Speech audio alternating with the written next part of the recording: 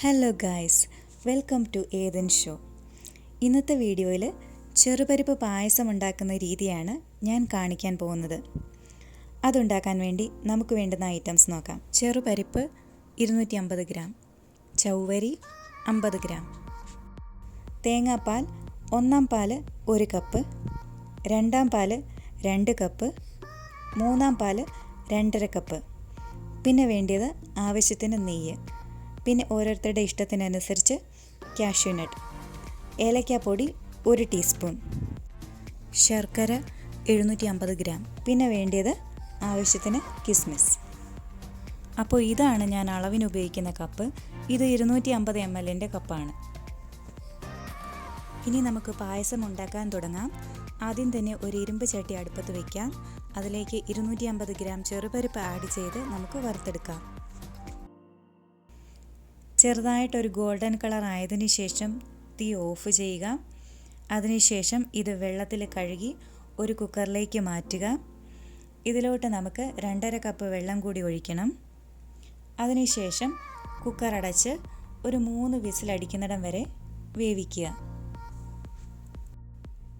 ചെറുപരിപ്പ് വേകുന്ന നേരത്ത് നമുക്ക് ശർക്കര ഉരുക്കിയെടുക്കാം.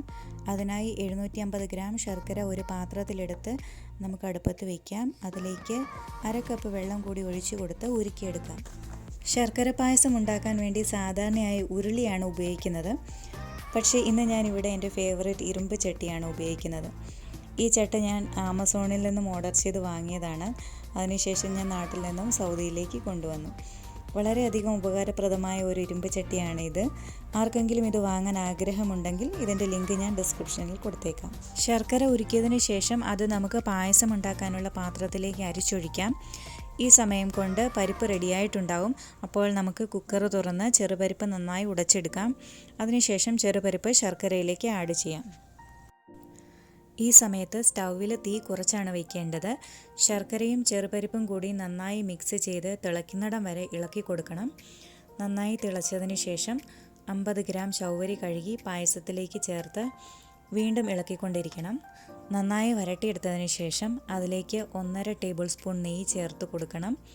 നെയ്യ് പായസത്തിൽ നന്നായി മിക്സ് ആയതിനു ശേഷം അതിലേക്ക് നമ്മൾ തേങ്ങാപ്പാൽ ചേർത്ത് കൊടുക്കും.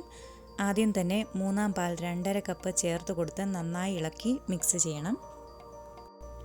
ഈ സമയത്ത് നമുക്ക് തീ കൂട്ടിക്കൊടുക്കാം. പായസം അടിക്ക് പിടിക്കാതെ ഇടയ്ക്കിടയ്ക്ക് ഇളക്കി കൊടുക്കണം.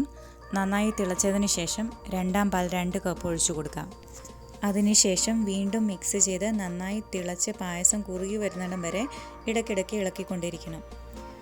പായസം നന്നായി വെന്ത് കുറുകി വരുന്ന സമയത്ത് നമുക്ക് മൂന്നാം പാൽ ഒഴിച്ചു കൊടുത്ത് മിക്സ് ചെയ്യാം. ചെറുതായി ചൂടായതിനു ശേഷം തീ ഓഫ് ചെയ്യുക. ഇപ്പോൾ ഇതിനകത്ത് നമ്മൾ ആഡ് ചെയ്തിട്ടുള്ള ചൗവരിയും വെന്ത് നല്ല ട്രാൻസ്പെറൻ്റ് ആയിട്ടുണ്ട്. ചൗവരി നേരത്തെ വേവിച്ച് ഇതിലേക്ക് ആഡ് ചെയ്താൽ ഒരുപാട് വെന്ത് പായസം വല്ലാണ്ട് കുറുകി പോവും. അതുകൊണ്ട് വേവിക്കാതെ ചേർക്കുമ്പോൾ കറക്റ്റ് പാകത്തിന് വരും. ഈ സമയത്ത് 1 ടീസ്പൂൺ ഏലക്കാപ്പൊടി ആഡ് ചെയ്ത് കൊടുക്കാം. ഇനി നമുക്ക് പായസം ഗാർണിഷ് ചെയ്യാനുള്ള കാര്യങ്ങൾ തയ്യാറാക്കാം.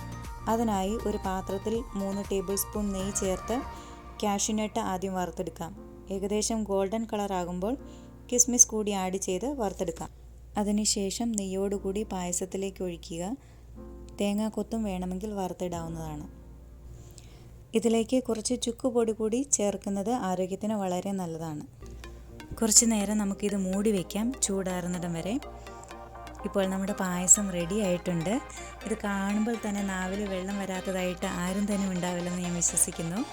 അതുകൊണ്ട് നിങ്ങളെല്ലാവരും തന്നെ ഇത് ഉണ്ടാക്കാൻ വേണ്ടി ശ്രമിക്കണം. നിങ്ങളുടെ വിലയേറിയ അഭിപ്രായങ്ങൾ കമൻറ്റ് ബോക്സിൽ രേഖപ്പെടുത്താവുന്നതാണ്. അപ്പോൾ പുതിയൊരു വീഡിയോയുമായിട്ട് വരുന്നിടം വരെ ബൈ ബൈ.